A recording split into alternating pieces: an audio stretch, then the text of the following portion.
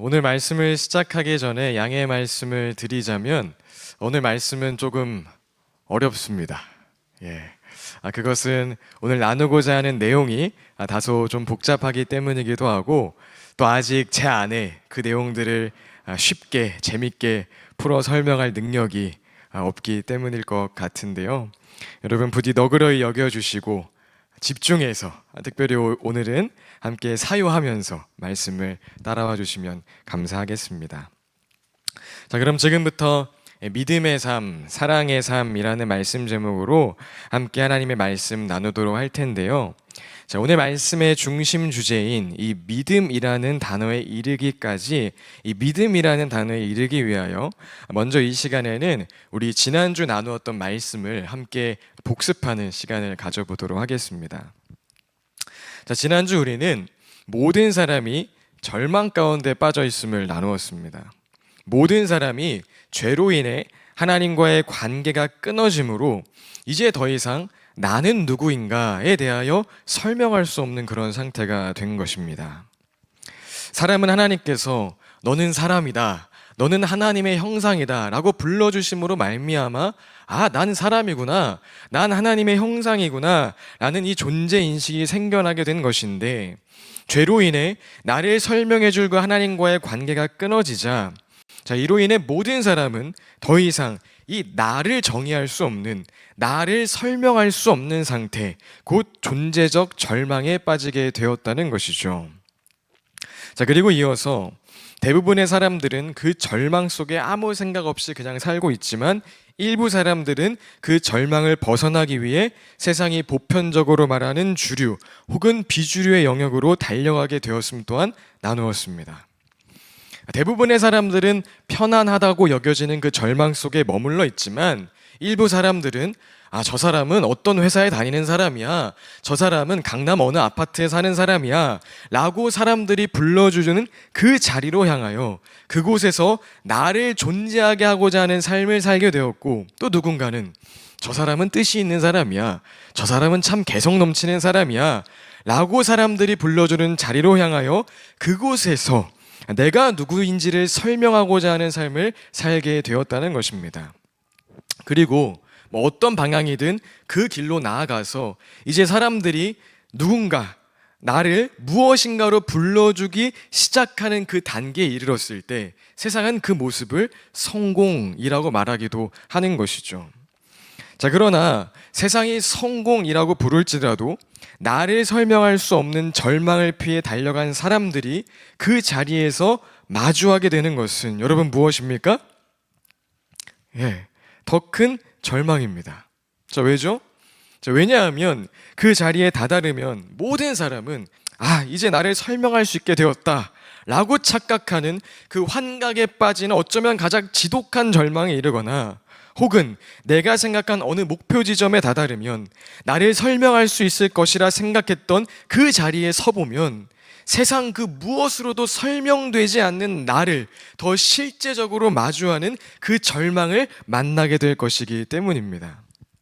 자, 그런데 그럼에도 불구하고 우리는 아무것도 하지 않는 그 편안한 절망의 자리에 앉아 있기보다는 나를 설명할 수 없는 그 절망의 자리에서 일어나서 바울이 다마스쿠스로 달려간 것처럼 더 큰 절망을 만나는 곳으로 어디로든 달려가야 함을 나누었습니다. 자, 왜냐하면 그 길로 나아갈 때 우리는 존재적인 절망을 깨닫게 하는 하늘의 음성도 들을 수 있고, 다마스쿠스로 가는 길에 빛을 만난 바울처럼 가장 강한 절망 가운데 임하는 은혜의 빛, 복음을 실감하게 될 것이기 때문이죠. 나를 설명할 수 없는 절망에서 도망칠 때 우리는 더 큰 절망, 곧 존재적 절망도 정말 실감하게 되는 것이고, 또 그때 누군가의 설명을 끊임없이 필요로 했던 그런 내가 누구인지를 정의해줄 그 무엇인가를 끊임없이 찾아 헤매이던 나는 이제 예수님과 함께 죽고 더 이상의 설명이 필요 없는 그 예수 그리스도가 내 안에 사는 그리스도와의 연합, 그 복음을 정말 실감하게 될 것이기 때문에, 복음을 실감하기 위해서는 일단 편안한 절망의 자리에서 우리가 달려나가기 시작해야 한다는 것입니다. 자, 여기까지가 우리가 지난주에 함께 나누었던 이런 내용인데 여러분 기억이 좀 나시나요? 그래도 조금 이렇게 정리는 되시나요? 안 되시면은 지난주 말씀 한 번 더 들으시길 바랍니다. 여하튼 절망의 자리에서 뛰쳐나와서 이제 복음의 내용을 감상하는 것이 아닌 그 복음을 삶의 능력으로 진정 경험하는 우리 사랑하는 토부 공동체 될 수 있게 예수님의 이름으로 축복드립니다. 자, 그런데 여러분 지난주에 나누었던 이 앞서 설명한 이와 같은 내용이 한 개인의 어떤 내면에서 일어나는 변화, 눈에 보이지 않은 실존적 변화라고 한다면, 자, 이와 같은 모든 내용이 우리의 현실 속에 나타날 때에는 어떤 모습을 띠게 될까요? 자, 존재적 절망을 깨달은 자리에서 나는 죽고 내 안에 예수가 사는 그 복음을 실감하게 되었다면 이와 같은 존재적인 변화가 우리가 밥 먹고 일하고 놀고 예배하는 이런 우리의 현실 세계 가운데로 어떻게 내려오게 되는 것일까요? 자, 그 답이 바로 오늘의 핵심 주제인 무엇이죠? 믿음인 것입니다. 이제 우리 믿음이라는 단어까지 도착을 한 것이죠. 우리 지난주에도 함께 읽었는데요. 갈라디아서 2장 20절 말씀 함께 읽어보도록 하겠습니다. 시작! 나는 그리스도와 함께 십자가에 못 박혔습니다.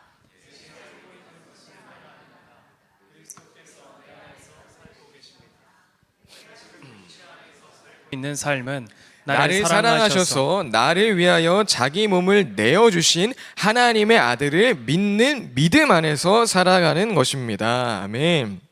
자, 바울이 이제 살고 있는 것은 내가 아닌 내 안에 계신 그리스도입니다 라고 말하면서 곧바로 이는 나를 사랑하셔서 나를 위하여 자기 자신을 버리신 하나님의 아들을 믿는 믿음 안에서 살아가는 것입니다 라고 말하고 있는 것처럼, 끊임없이 무엇인가 증명해야 하고 소개해야 하는 내가 죽고 내 안에 더 이상 소개할 필요 없는 그 그리스도가 사신다는 이 복음이 우리의 현실 세계 가운데 내려오는 것은 이 믿음이라는 통로를 통해 믿음이라는 형태로 내려오게 된다는 것입니다. 자, 그렇기 때문에 우리가 예수를 믿는다고 말할 때의 이 믿음은 앞서 설명한 내가 죽고 내 안에 예수님 사시는 그 복음에 이르는 이 모든 과정과 결과가 응축되어 있는 엄청나게 강력한 단어라고 할 수 있는 것이죠. 믿음은 나 교회 다니는 사람이에요 정도를 나타내는 단어가 아닌 절망의 자리에서 뛰쳐나오게 하신 은혜, 내가 아직 죄인 되었을 때에 나를 사랑하사 나를 위하여 십자가 지신 예수 그리스도를 바라보게 한 그 은혜, 예수 그리스도의 십자가 죽음과 부활에 동참하여 이제 내가 죽고 내 안에 예수 그리스도 사심을 실감하게 한 그 은혜 등등 그 모든 내용을 우리의 현실 세계 가운데 내려오게 한 엄청난 통로이자 선물이라는 것입니다. 무엇이요? 믿음이 엄청난 단어라는 것이죠. 자, 그렇다면 이와 같이 엄청난 복음의 내용들이 우리의 현실 속에 믿음이라는 통로를 통해 믿음이라는 그릇에 담겨 자리하게 된 것이라면 이 믿음은 우리의 삶 가운데 이제 어떤 모습으로 나타나기 시작할까요? 어떤 모습으로 발현될까요? 이 또한 오늘 말씀 제목에 답이 있습니다. 무엇일까요? 사랑이에요. 사랑. 타자 사랑, 이웃 섬김을 통하여 그 믿음이 발현됩니다. 자, 왜 그럴까요? 자, 지금부터는 그 이유에 대하여 함께 좀 생각해 보고자 하는데요. 자, 굳이 나누어서 설명하자면 본질적인 이유, 논리적인 이유, 내재적인 이유로 나누어 설명드릴 수 있을 것 같습니다. 자, 그럼 먼저 본질적인 이유를 나누자면 나는 죽고 예수로 사는 존재의 변화, 이 놀라운 복음이 믿음을 통해 우리 삶에 내려왔을 때 그 믿음이 사랑을 통해 나타나는 이유는, 자, 본질적으로 지금 말하는 이 믿음이 나는 죽고 내 안에 예수님 사시는 그 복음의 내용을 담고 있다고 할 때 지금 내 안에 살고 계신 그 예수님께서, 예수님 자체가 사랑의 존재, 섬김의 존재이시기 때문인 것입니다. 자, 마가복음 10장에 따르면 우리 안에 거하시는 예수님은 섬김을 받으려 하시는 분이 아닌 섬기려 하시고 사람들을 구원하기 위하여 자기 목숨을 많은 사람의 대속물로 내어주신 분이십니다. 또 빌립보서 2장에 따르면 우리 안에 거하시는 예수님은 하나님의 모습을 지니셨으나 하나님과 동등함을 당연하게 생각하지 않으시고 오히려 자기를 비워서 종의 모습을 취하고 사람과 같이 되셔서 자기를 낮추시고 죽기까지 순종하셨으니 곧 십자가에 죽기까지 하신 분이십니다. 자, 그렇기 때문에 절망의 존재였던 나는 죽고 이제 그 예수님이 내 안에 살아계신다는 그 복음이 나의 현실 속에 나타난 것이 믿음이라고 한다면, 그 믿음은 타자를 향한 사랑, 이웃을 향한 섬김으로, 낮아짐으로 나타날 수밖에 없다는 것이죠. 강영환 교수님은 믿는다는 것이라는 책에서 이에 대해 다음과 같이 말씀하십니다. 우리 함께 천천히 읽어볼까요? 시작. 믿음은 그로 인해 하나님으로부터 의롭다 하심을 받는 것이면서 동시에 그로 인해 그리스도와 연합하는 것입니다. 그리스도와 연합하여 하나가 된 사람은 그리스도와 함께 죽고 함께 사는 사람이 되며, 그리스도와 함께 사는 사람은 마치 그리스도처럼 선한 행실의 삶을 살게 됩니다.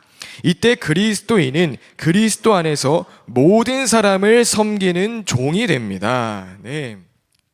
본질적으로 믿음은 하나님으로부터 의롭다 하심을 받는 것이면서 동시에 사랑의 그리스도, 그 섬김의 그리스도와 연합한 복음, 나는 죽고 내 안에 그 예수님 사시는 복음이 나의 현실 속에 자리하게 된 것이기 때문에 그 믿음은 예수님과 같은 이웃사랑의 삶으로 나타날 수밖에 없다는 것입니다. 자, 다음으로 두 번째, 믿음이 이웃을 향한 사랑으로 나타나는 이유는 논리적으로 믿음은 존재의 충만이기 때문에 그렇습니다. 믿음은 존재의 충만이기 때문에 그렇습니다. 여러분, 사람들은 왜 이기적인 삶을 사는 것일까요? 자, 그것은 지난주에도 나누고 또 앞서 설명한 것처럼 우리의 삶 자체가 나를 설명할 수 없는 상태에서 출발한 삶, 다른 말로 하자면 결핍에서 출발한 삶이기 때문에 그렇습니다. 존재적으로 결핍인 나를 채우기 위해 시작된 것이 우리의 인생이기 때문에 한정된 자원 안에서 나의 결핍을 채울 무엇인가를, 나를 증명할 무엇인가를 얻기 위해 끊임없이 분투하며 경쟁하며 살아갈 수밖에 없는 것이 우리의 삶이기 때문에 사람은 말하자면 생존하기 위하여 이기적인 모습을 취할 수밖에 없다는 것이죠. 그래서 여담이지만 현대교회가 세상으로부터 교회 다니는 사람들이 더 이기적이야 라는 말을 듣는 것은 교회를 다녀도 대다수의 사람들이 이 신앙생활을 나의 결핍을 채우는 도구 정도로 이해했기 때문이라고 생각해 볼 수 있을 것입니다. 신앙을 나의 결핍을 채우는 수단으로 여기고 거기에 영적 교만함까지 더해지니 교회 다니는 사람이 교회 다니지 않는 사람보다 더 이기적이라는 말을 듣게 되는 것이죠. 자, 그런데 지금 우리가 나누고 있는 이 진정한 믿음은 무엇입니까? 절망이었던 존재 안에 희망이 생기기 시작했다, 혹은 그 존재의 결핍이 조금씩 채워지기 시작했다 정도가 아니라 결핍인 존재였던 나는 죽고 무엇으로 태어나는 거예요? 예수 그리스도의 그 충만한 존재로 다시 태어나게 되었다는 것이 지금 우리가 나누고 있는 복음이고, 그것이 임한 것이 지금 말하고 있는 믿음인 것입니다. 따라서 그렇기 때문에 진정한 믿음은 이웃 사랑을 하게 되는 것이죠. 왜 그렇습니까? 더 이상 이기적일 이유가 사라졌기 때문인 것이죠. 결핍인 나로 존재할 때에는 나 채우느라 바빠서, 나 케어하고 나 신경 쓰느라 바빠서 이기적일 수밖에 없었지만, 이제 그런 나는 죽고 예수 그리스도로 충만한 나로서 다시 태어났기 때문에, 이것이 우리가 말하는 믿음이기 때문에 이제는 더 이상 이기적일 필요가 없는 삶, 오히려 내 안에 흘러넘치는 그 사랑, 기쁨, 생명을 나누어질 누군가를 향하는 이타적인 삶을 살 수밖에 없다는 것입니다. 골로새서 2장 9절과 10절 함께 읽어보겠습니다. 시작. 그리스도 안에 온갖 충만한 신성이 몸이 되어 머물고 계십니다. 여러분도 그분 안에서 충만함을 받았습니다. 그리스도는 모든 통치와 권세의 머리이십니다. 에베소서 1장 23절입니다. 함께 읽겠습니다. 시작. 그리스도의 몸이요 만물 안에서 충만케 하시는 분의 충만함입니다. 아멘. 오늘 우리의 삶 가운데 임한 이 믿음은 결핍이었던 나는 죽고 그리스도로 충만한 나로 다시 태어난 복음, 그리스도 안에서 충만함 가운데 거하는 그 복음을 담고 있기 때문에 믿음은 논리적으로 충만함을 흘려보내는 타자를 향한 이타적인 삶으로 나타날 수밖에 없다는 것입니다. 잘 따라오고 계시죠? 미슈입니다. 자, 그리고 마지막으로 세 번째, 복음을 우리의 삶 속으로 내려오게 하니 믿음이 이웃사랑으로 나타난 이유는 내재적으로 믿음으로 사는 삶 자체에, 믿음을 소유한 자의 삶 속에 절망 가운데 있는 이웃을 생명으로 끌어당기는 그 힘이 있기 때문입니다. 자, 지금 우리는 계속해서 이웃사랑, 이웃섬김에 대하여 나누고 있는데, 여러분, 이웃사랑의 끝이 무엇입니까? 그것은 복음을 전하는 것입니다. 복음을 전파하는 것입니다. 여러분, 사랑하는 사람이 늪에 빠져 있다면 어떻게 할까요? 사랑하기 때문에 지치지 않도록 물도 한 잔 떠다 주고, 밤사이 춥지 않도록 담요도 한 잔 갖다 주고 그렇게 합니까? 물론 그런 일들을 사랑하기에 할 수도 있지만 궁극적으로는 사랑하기 때문에 그 사람이 늪에서 빠져나올 수 있도록 도와줄 것입니다.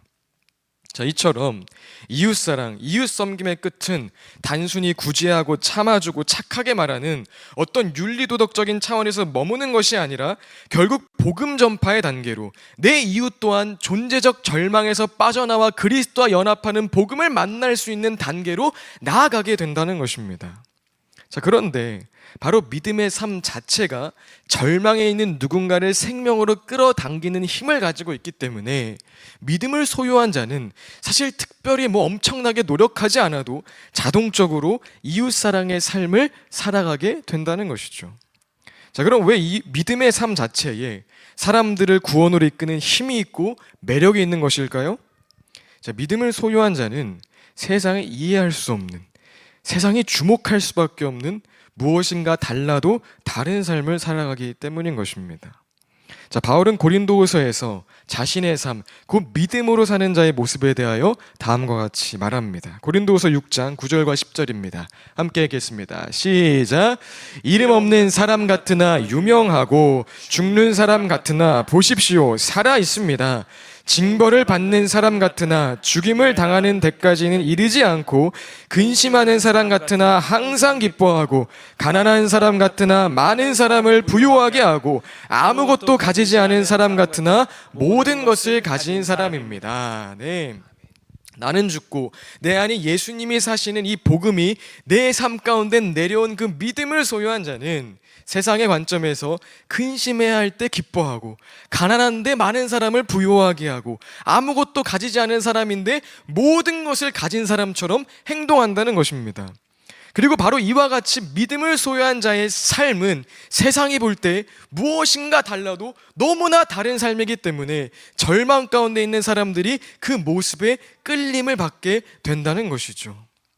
믿음을 소유한 자는 그 믿음으로 인하여 세상의 도무지 감당할 수 없고 이해할 수 없는 삶을 살아가기 때문에 세상은 그 모습을 보고 그것이 긍정적인 반응이든 부정적인 반응이든 저 사람 도대체 뭐야? 저 사람은 도대체 어떻게 저렇게 사는 거야? 하는 일종의 반응 가운데 이 생명의 에너지로의 끌림을 당하게 된다는 것입니다.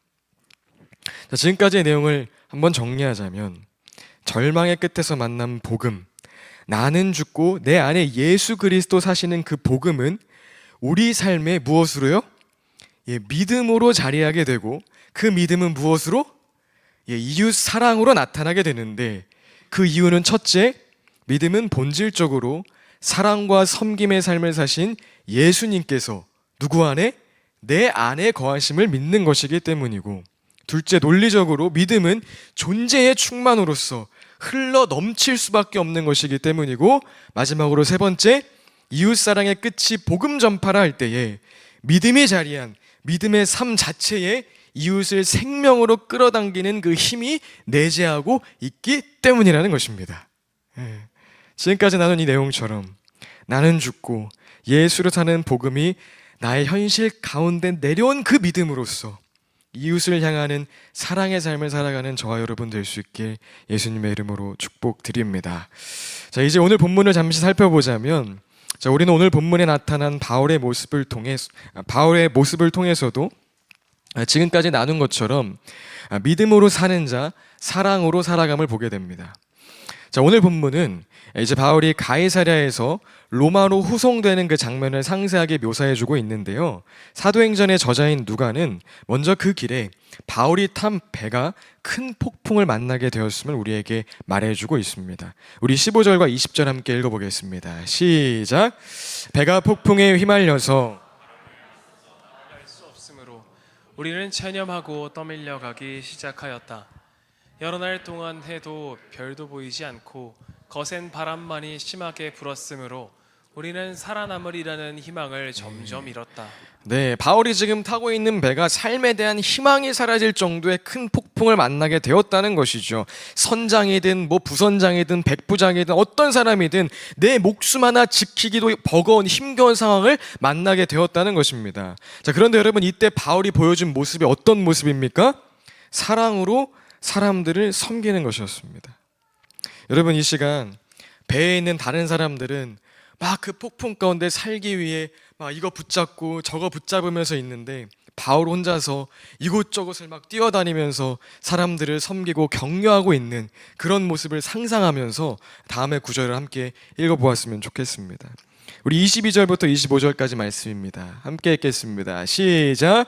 기운을 내십시오. 이 배만 잃을 뿐 여러분 가운데 한 사람도 목숨을 잃지는 않을 것입니다. 지난 밤에 나의 주님이시요 내가 섬기는 분이신 하나님의 천사가 내 곁에 서서 바울아 두려워하지 말아라. 너는 반드시 황제 앞에 서야 한다. 보아라, 하나님께서는 너와 함께 타고 가는 모든 사람의 안전을 너에게 맡겨주셨다 하고 말씀하셨습니다. 그러므로 여러분 힘을 내십시오. 나는 하나님께서 나에게 말씀하신 그대로 되리라로 믿습니다. 네, 우리 33절과 4절도 함께 읽어볼까요? 시작. 날이 새어갈 때에 바울은 모든 사람에게 음식을 먹으라고 권하면서 말하였다. 여러분은 오늘까지 열 나흘 동안이나 마음을 졸이며 아무것도 먹지 못하고 굶고 지냈습니다. 그래서 나는 여러분에게 음식을 먹으라고 권합니다. 그래야 여러분은 목숨을 유지할 힘을 얻는 것입니다. 여러분 가운데서 아무도 머리카락 하나라도 잃지 않을 것입니다. 네, 여러분, 이 배에 지금 탑승하고 있는 사람들 중에 가장 낮은 사람이 누구입니까? 표면적으로 가장 큰 결핍을 가진 사람이 누구입니까? 예, 지금 죄수의 신분인 바울이죠. 자, 그런데 오늘 바울은 누가 죽든지 말든지 모두가 내 목숨 하나 지키는 것에 집중할 수밖에 없는 그 상황에서도 나의 생명을 넘어서 누군가의 생명을 위해 섬기는 모습을 보여주고 있었다는 것입니다. 희망을 잃어가는 자들에게 소망을 선포하고, 죽어가는 자들에게 생명을 선포하고, 굶주리고 있는 자들에게 음식을 권하면서 마치 자신이 그 배의 선장인 것처럼, 이 배에 있는 모든 사람이 자신의 백성인 것처럼 한 명도 포기하지 아니하고 한 사람 한 사람 모두를 귀하게 대하고 살리기 위하여 힘쓰는 그 모습을 보여주었다는 것이죠. 또 오늘 본문에서 우리는 그 믿음으로 처음부터 끝까지 세상 사람이 이해할 수 없는 그 모습을 보여준 바울이 결국 이웃사랑의 끝으로서 절망에 빠져있는 그 모두를 자연스럽게 하나님 앞으로 인도하게 되었음 또한 보게 됩니다. 우리 35절부터 37절까지 함께 읽겠습니다. 시작. 바울은 이렇게 말하고 나서 하나님께 감사를 드리고 떼어서 먹기 시작하였다. 그러자 사람들은 모두 용기를 얻어서 음식을 먹었다. 배에 탄 우리의 수는 모두 176명이었다. 네, 오늘 이 이야기의 끝에 그 배 안에 있던 275명 모두가 달라도 너무나 다른 그 바울의 삶을 통하여서, 또 하나님께 감사드리는 그 바울을 통하여서 하나님의 존재를 인정하고 인식하게 되는 일들이 일어나게 되었다는 것입니다. 자, 그럼 바울은 어떻게 이와 같은 삶, 사랑으로 섬기며 모든 이들을 그 생명으로 인도하는 삶을 살아낼 수 있었던 것일까요? 어떻게 이렇게 살 수 있었던 것일까요? 예, 바울은 진정 믿음의 사람이었기 때문인 것입니다. 나는 죽고 내 안에 예수님이 사시는 믿음의 사람, 예수 그리스도 안에서의 충만함으로 흘러넘치는 그 믿음의 사람, 세상과 다르게 반응하고 행동할 수밖에 없는 진정 믿음의 사람이었기 때문이라는 것이죠. 사랑하는 여러분, 예수님 믿으십니까? 정말 예수님 믿으십니까? 예, 이 아멘이 진정한 아멘 될 수 있길 바랍니다. 절망 가운데 있던 나는 죽고 내 안에 예수님이 살아계시는 그 놀라운 복음이 깨달아지고 그 복음이 믿음으로 우리의 현실 가운데 자리하고 또 그 믿음이 오늘 바울의 모습처럼 이웃을 향한 사랑으로서 발현되는 그런 저와 여러분의 삶이 될 수 있길 예수님의 이름으로 축복드립니다. 자, 그리고 특별히 우리 주변에 폭풍 속에 있는 이웃, 살아남으리라는 희망을 잃어가는 이웃들이 있다면 믿음의 사람인 저와 여러분으로 인하여 곧 사랑으로 살아가는 저와 여러분으로 인하여 그들이 힘을 얻고 생명을 얻고 그리스도 앞으로 나아오는 역사가 이 연말에 우리 교회 공동체 가운데 가득할 수 있기를 바랍니다. 자, 그럼 이제 오늘 설교의 마지막으로 오늘 참 다양한 이런 내용들을 다루었는데 자, 지금까지 나눈 이 모든 내용은 어떻게 하면 우리 삶 속에 정말 실제로 적용될 수 있는 것일까요? 어떻게 하면 지금까지 나눈 내용들, 존재적 절망 가운데 나는 죽고 예수가 사는 그 복음을 깨달을 수 있고 그 깨달음, 실존적 변화는 믿음을 통하여 나의 현실 가운데 자리하게 되며 그 믿음은 본질적, 논리적, 내재적 이유로 삶 속에 사랑으로 발현될 수밖에 없다는 이 모든 내용이 그저 내용으로만 머물러 있는 것이 아닌 어떻게 하면 우리의 삶 속에 바울처럼 정말 나타날 수 있는 것일까요? 자, 그 답은 지난주와 동일합니다. 이 내용들을 감상하고 있는 것이 아니라 이 내용이 실제되는 자리를 향하여 편안한 절망의 자리에서 일어나서 어디로든지 달려가야 하는 것입니다. 오늘은 조금 다른 표현을 사용하자면 이 모든 내용들에 대하여 진지하게 사유해야 하는 것입니다. 고민해야 하는 것입니다. 난 누구인가? 나는 누구인가? 절망이 무엇인가? 내가 죽는 것이 무엇인가? 내 안에 그리스도가 사신다는 것이 무엇인가? 구원이 무엇인가? 복음이 무엇인가? 믿음이 무엇인가? 사랑이 무엇인가? 오늘 하나님이 나를 이 학교에, 이 가정에, 이 직장, 이 현장에 두셨는데 그 이유가 무엇인가? 내 이웃은 누구인가? 내가 사랑해야 할 사람은 누구인가? 오늘 나는 왜 살고 있는가? 오늘 나는 왜 이 일을 하고 있는가? 무엇을 하며 살아야 하는가? 등등 정말 복음이 내 안에 복음되고 믿음이 내 삶에 믿음되고 사랑이 내 삶에 나타나기 위하여서는 이 엄청난 내용들을 그저 듣고 감상하는 것에서 끝나는 것이 아니라 사유해야 한다는 것입니다. 고민하고 씨름해야 한다는 것입니다. 나니아 연대기로 유명한 C.S. 루이스는 그의 또 다른 저서인 스크롤테이프 편지라는 책에서 다음과 같이 기록합니다. 자, 참고로 이 책은 스크롤테이프라는 악마가 웜우드라는 신참 악마이자 자신의 조카인 악마에게 어떻게 하면 사람들을 지옥에 보낼 수 있는지 조언하는 형태로 작성된 책인데요. 따라서 여기서의 환자는 인간, 원수는 하나님을 의미합니다. 자, 그럼 제가 1장에 기록된 내용을 한번 읽어드리겠습니다.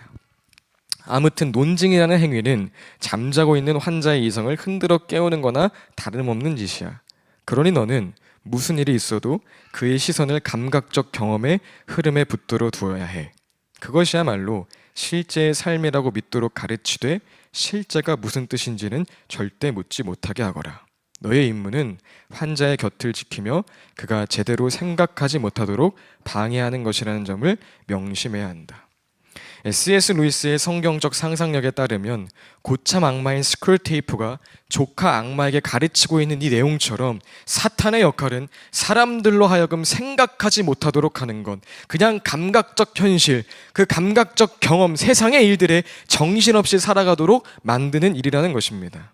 자, 그러면서 C.S. 루이스는 스크롤테이프가 조카 악마에게 과거 자신의 무용담을 전해주는 그 장면 또한 기록하고 있는데요. 이 또한 제가 한번 읽어드리겠습니다. 언젠가 내가 맡았던 환자는 골수 무신론자였는데 대형 박물관에서 책 읽기를 즐겼지. 그런데 하루는 책을 읽고 있던 환자의 생각이 영 잘못된 방향으로 흘러가는 꼴이 보이더구나. 아차 하는 사이에 원수가 내 환자 곁에 바짝 달라붙었던 게야. 나는 그 즉시 내가 제일 만만하게 쥐고 흔들 수 있는 부분을 건드리면서 점심을 좀 먹어야 할 때가 아니냐고 일러주었다. 점심 먹고 와서 개운한 머리로 다시 생각하자 하고 얼른 덧붙이니까 벌써 저만치 문 쪽으로 걸어가더라. 지금 점심 생각하시는 분들 조심하시기 바랍니다. 나는 누구인가? 왜 살아야 하는가? 복음이 무엇인가? 믿음이 무엇인가와 같은 정말 생명의 능력에 이르게 하는 생각을 하려고 할 때에 이 사탄은 야, 일단 밥부터 먹어야지. 그거 너무 중요한 생각이니까 일단 먹고 생각해 라는 말로, 즉 감각적이고 현실적인 것을 자극하여 사람이 생각하지 못하도록 만들었다는 것입니다. 그리고 바로 이것이 악마가 우리에게 하는 일이라는 것이죠. 자, 왜 그럴까요? 그만큼 생각하고 사유하고 씨름하는 것이 진리에 이르는 데 있어서 너무나 중요한 것이기 때문입니다. 다른 나라는 잘 모르겠는데 우리 대한민국에는 생각하는 의자라는 벌이 있죠. 아이들이 잘못했을 때 너 거기 앉아서 뭘 잘못했는지 생각해 라는 부모님 혹은 선생님의 호통과 함께 정해진 시간 동안 이 생각하는 자리, 곧 벌 받는 자리에 앉아 있어야 하는 것입니다. 자, 그래서 그런지 우리 사회에서 생각하라고 하면, 사유하라고 하면 많은 사람들이 마치 벌 받는 것과 같은 불편함을 느끼게 되는 것 같기도 합니다. 자, 그런데 여러분, 그것은 이 C.S. 루이스의 말에 따르면 어쩌면 악마의 고도의 전략일지도 모르겠다는 생각이 듭니다.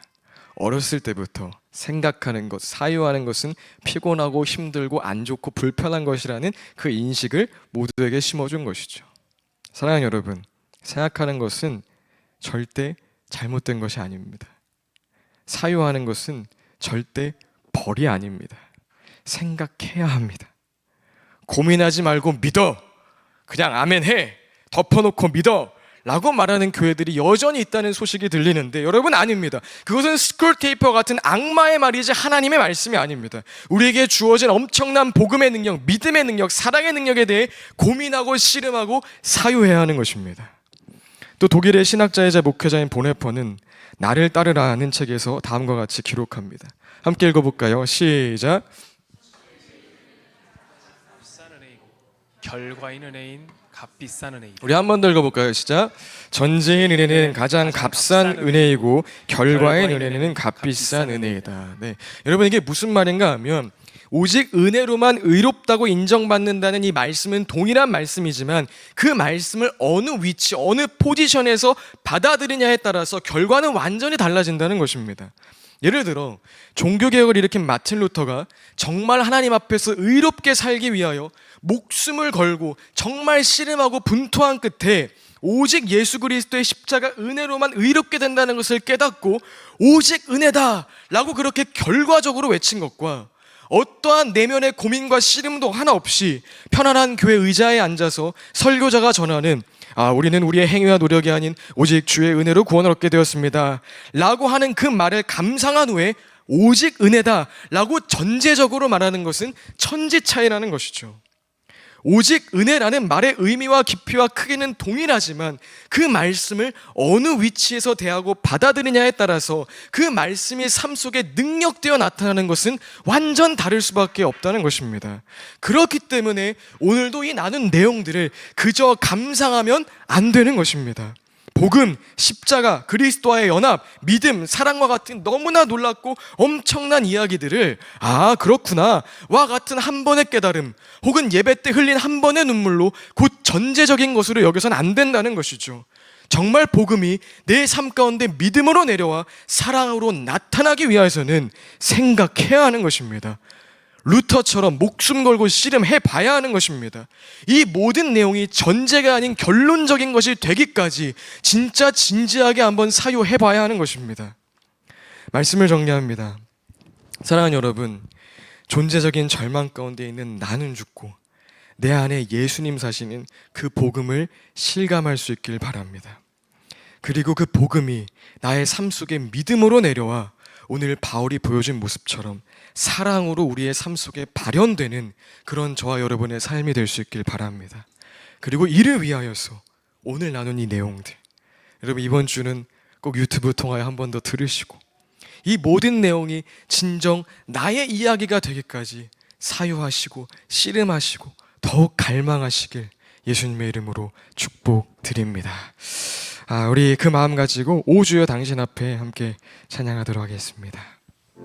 최근에 이 복음 앞에서, 예수 그리스도 앞에서 참 핑계가 많은 삶을 살고 있구나라는 생각을 하고 있습니다.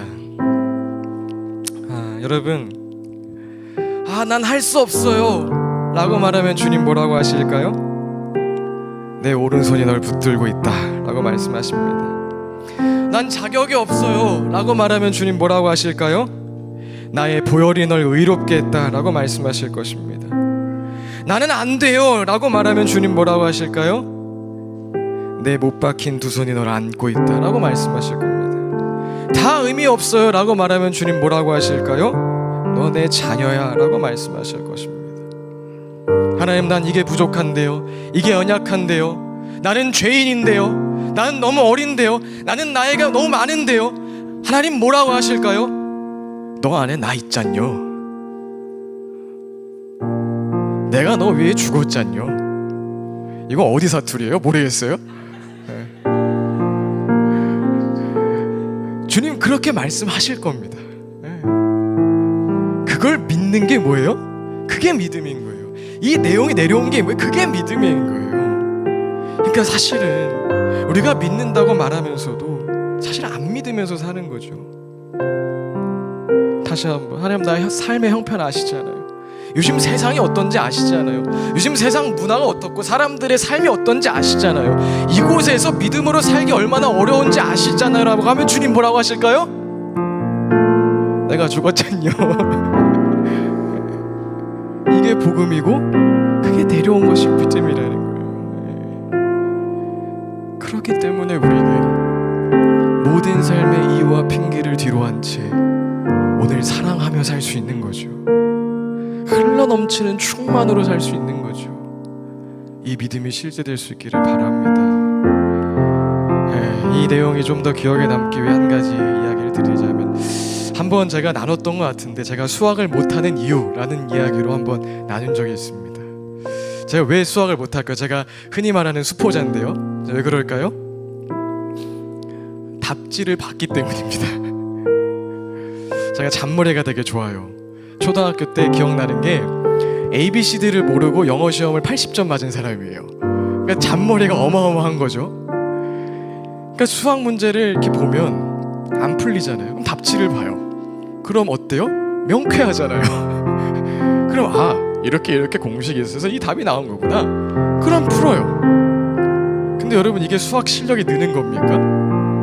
전혀 안 늘어요. 그래서 언제 속된 말로 뽀록이 날까요? 시험 때도 뽀록 나고요. 중학교 때까지는 먹혔어요. 좀 단순하니까. 근데 고등 수학 넘어가서 변형이 생기기 시작하니까 완전 이거 그냥 꼴통 되더라고요. 근데 진짜 실력은 무엇입니까? 그 답을 전제로 가져온 사람들이 아니라, 저와 같이 그 답을 전제로 가져온 사람들이 아니라, 어렵고 힘든 문제여도 정말 내가 사유하고 고민하고 씨름하면서 그 답을 결과로 만난 사람들이 진짜 수학의 능력자들이 되는 거죠. 믿음도 여러분 마찬가지라는 겁니다. 오늘 하루의 깨달음, 하루의 감동 너무 중요한데요, 그것은 앞으로 벌어질 그 수많은 씨름의 하나의 여정일 뿐입니다. 오늘 무엇인가의 깨달음과 그것을 결론 삼아버리면 전제가 됩니다. 목숨 걸고 여러분 사유하시기 바랍니다. 하나님, 난 누구입니까? 내 삶의 믿음의 능력은 도대체 어디 있습니까? 내 삶의 사랑은 어디 있습니까? 주님, 오늘 날 왜 살게 하셨습니까? 왜 오늘 나는 살아가고 있습니까? 왜 죽지 않고 살아있습니까? 왜 이 직장에 있고 이 기업체에 있고 왜 이 가정에 있습니까? 그 시름 가운데 수포자가 아니라 수학 능력자로, 전제가 아니라 결론으로서 바울과 같은 삶이 펼쳐질 수 있기를 간절히 바랍니다. 주님 감사드립니다. 우리에게 허락하신 그 복음은 너무나 놀라운 내용입니다. 절망 가운데 살아갈 수밖에 없었던 우리가, 끊임없이 나를 증명하기 위하여 발버둥 칠 수밖에 없었던 우리가 예수님과 함께 죽고 이제 내 안에 살아계신 하나님이신 그 예수님께서 거하신다는 너무나 위대한 내용입니다. 하나님, 그 복음이 이제 우리의 삶 가운데 믿음으로 자리하게 하여 주시옵소서. 진정한 믿음으로 자리하게 하여 주시옵소서. 그리하여서 그 믿음이 이제 삶 속에 사랑으로 발현되어지는 것, 사랑으로 나타나는 것 함께 보게 하여 주시옵소서. 이를 위하여 오늘 함께 나눈 내용들, 이 진리의 말씀 앞에 치열하게 씨름하고 사유하고 고민하고 더욱 간절히 절박하게 하나님을 간구하는 우리 사랑하는 모든 토부 공동체 되게 하여 주시옵소서. 감사드립니다. 예수님의 이름으로 기도합니다. 아멘. 아멘.